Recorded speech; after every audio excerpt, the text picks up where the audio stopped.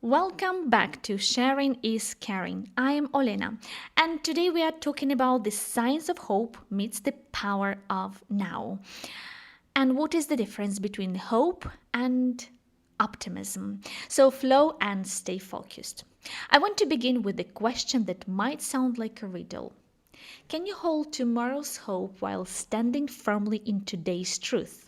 Most of us have been taught that these two things are opposites, like oil and water, like fire and ice. We think hope means constantly leaping forward into the future, imagining better days ahead. And we think being present means cutting the rope to tomorrow, abandoning any thoughts of what's next. But what if I told you that real hope, the kind backed by psychological science, actually requires presence, not escape? What if hope isn't the bridge to the future, but the flower that blooms only in the soil of now? Let me paint the picture. You are scrolling through news about climate disasters, economic uncertainty, political division. The screen glows with catastrophe. Someone tells you to stay hopeful, and it lands like a slap. It feels insulting. It feels naive. It feels like being told to smile while your house is burning. Because in that moment, you're caught in what Eckhart Tolle calls the anxiety gap, that terrible distance between where your body sits and where your mind races.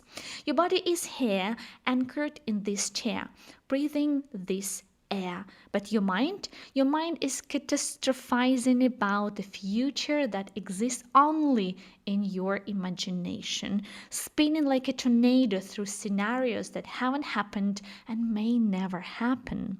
This is where most of us live, not here, not now, but somewhere else, lost in what psychologists call psychological time. Not the practical time of appointments and planning, but the mental prison of regret about the past and dread about the future. And it's making us sick. It's making us sick. It is making us sick. Here, what recent research from the American Psychological Association reveals: hope isn't what you think it is. Hope isn't a wish. Hope isn't a prayer whispered in the dark. Hope isn't a lottery ticket. Hope isn't crossing your fingers and waiting for the universe to deliver. Dr. Jacqueline Mattis and Dr. Chan Hellman have spent years studying this, and they've discovered something profound.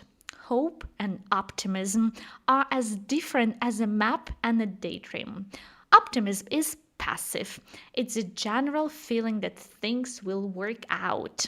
It's like floating on your back in the ocean, eyes closed, trusting the current will take you somewhere good.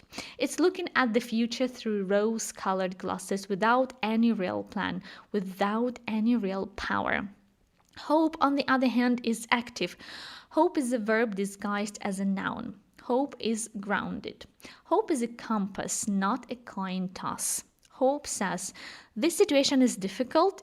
Yes, I see the storm, but here are the pathways I can identify through it. Here are the resources available to me: the rope, the flashlight, the map I've been carrying all along. Here are the concrete steps I can take right now, in this moment, with these hands, with this breath. Notice something? Notice where real hope lives. Not in tomorrow's promise, not in yesterday's memory. Real hope lives in the present moment. Real hope lives here. Real hope lives now. This is where the power of now intersects beautifully with the science of hope, like the rivers meeting to form something stronger.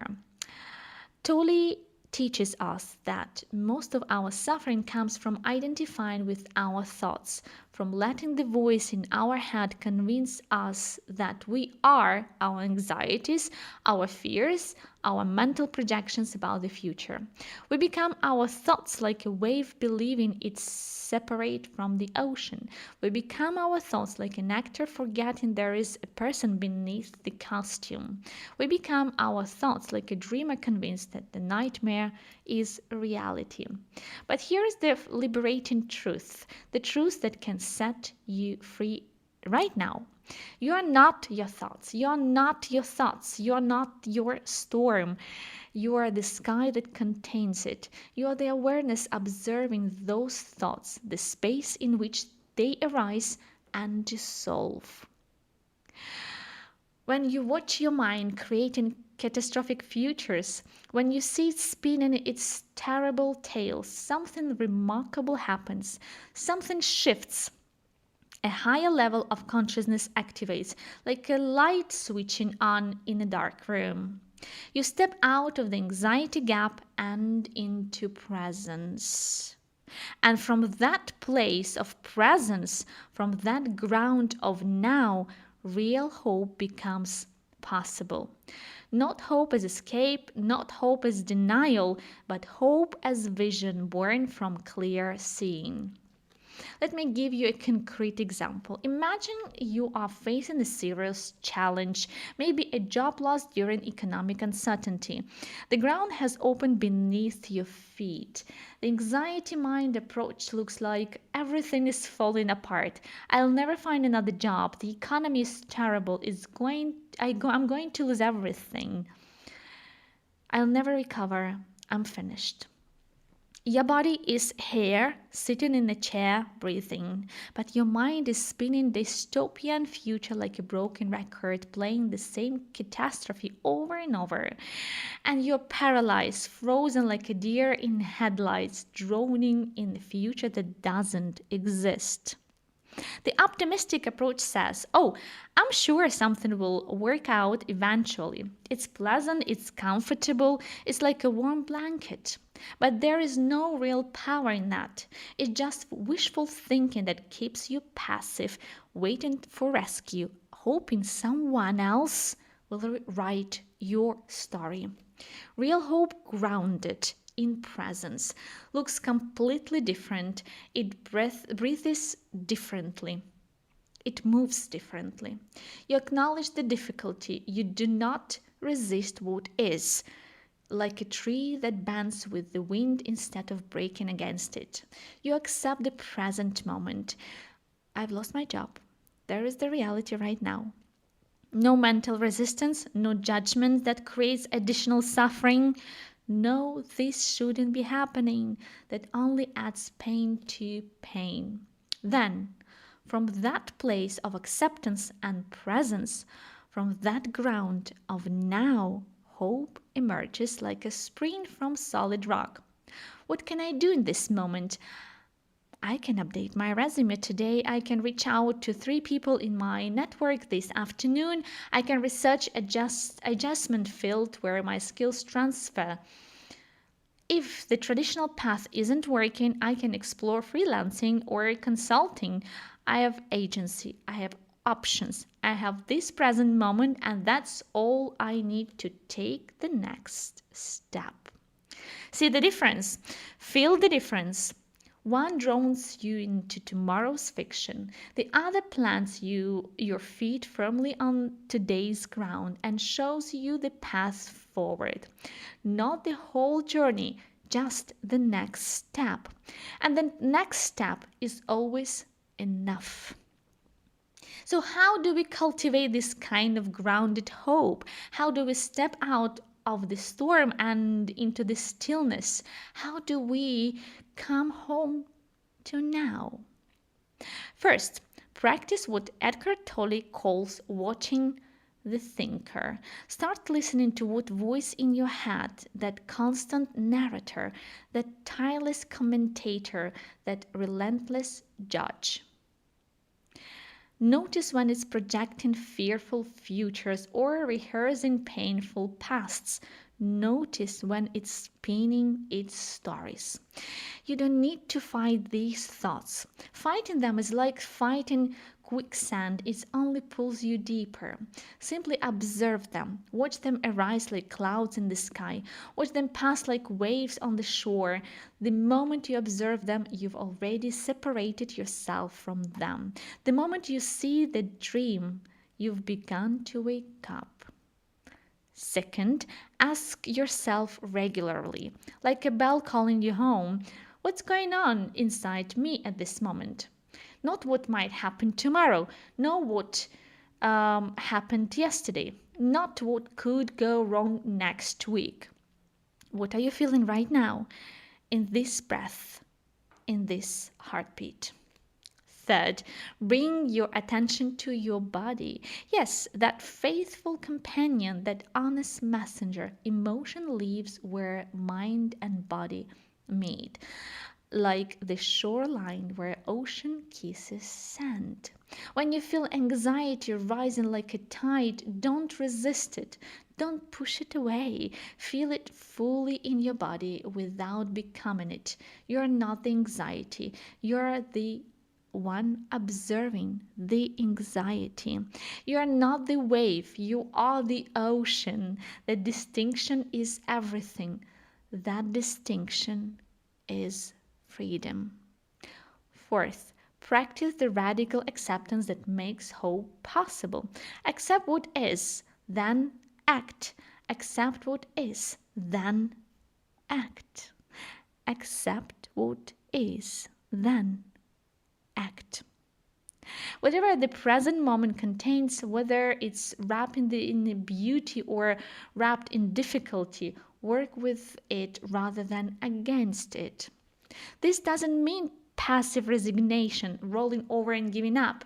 It means you stop wasting energy fighting reality, like swimming against the current that will only exhaust you, and instead channel that energy into identifying real pathways forward. You stop arguing with what it is and start working with what is. And what is always here, always now, always workable. Research shows that hope is especially critical for people facing adversity and trauma. It's not those with easy lives who need hope most. It's those in the deepest valleys, those walking through the darkest nights, those dealing with the hardest circumstances. And here is the beautiful paradox, the unexpected truth.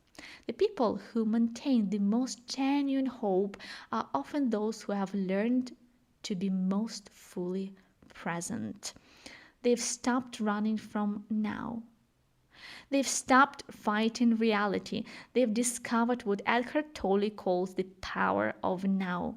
The recognition that this moment right now is the only moment you ever truly have. Not tomorrow's moment, not yesterday's memory, this moment, this breath, this heartbeat.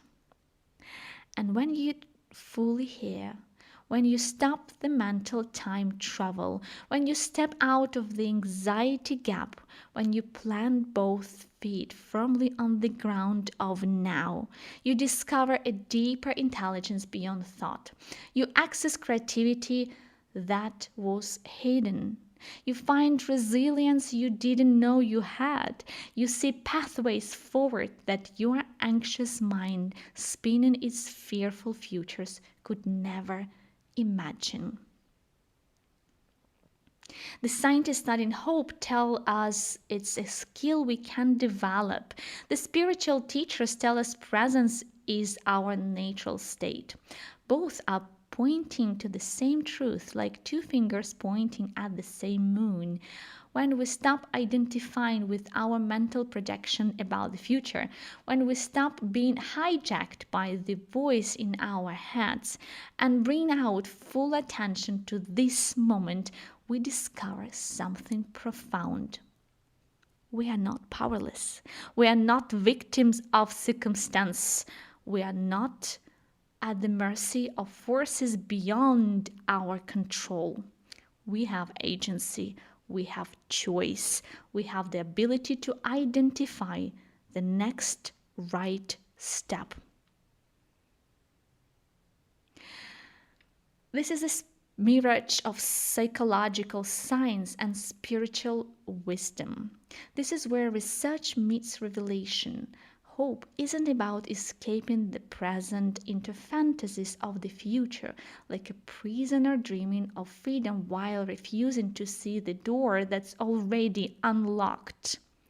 Hope is what emerges, like a flower through concrete, like light through darkness, like spring after winter, when you are fully present, accepting what is, and recognizing the pathways available to you right now. So here's my invitation to you, my dear listener. Here's what I'm asking you to carry with you when you leave this podcast. The next time someone tells you to stay hopeful, don't dismiss it as naive optimism, as empty words, as spiritual bypassing. Instead, bring yourself fully into this moment. Feel your feet on the ground. Feel your breath moving in and out. Feel yourself here, alive, present. Accept what is without resistance, not as defeat, but as the only sane response to reality. Then, from that place of presence and acceptance, from that ground of now, ask yourself, what pathways can I identify? What resources do I have access to? What's the next concrete step I can take? Because hope, real hope, the hope that carries people through darkness, that hope that builds movements, the hope that changes lives, isn't waiting for the future to save you. Hope isn't a rescue ship coming over to the horizon. Hope isn't a lottery ticket. Hope isn't tomorrow's promise. Hope is discovering that right here, right now, in this present moment, you already have everything you need to take the next step forward. Maybe not the whole staircase, maybe not the complete map, but the next step. And the next step is always enough. Sometimes that's all hope needs to be, not a grand vision of perfect future that may never come, not a guarantee that everything will be okay, but the simple recognition, the profound recognition that in this moment you have agency. In this moment, you have choice. In this moment, you have breath. In this moment, you have power. In this moment, you have now. And now is where hope lives. Now is where power lives. Now is where your life is actually happening. Not in the yesterday's regrets or tomorrow's anxieties, but here in this breath, in this moment, in this eternal now. And that's not naive, that's not denial, that's not spiritual bypassing or toxic positivity. That's the integration of presence and hope. And it might be the most practical wisdom we can access in uncertain times. It might be the only wisdom that actually works. It might be the bridge between suffering and freedom, between paralysis and action, between despair and possibility. And yes, I'm Olena. Flow and stay focused. Thank you.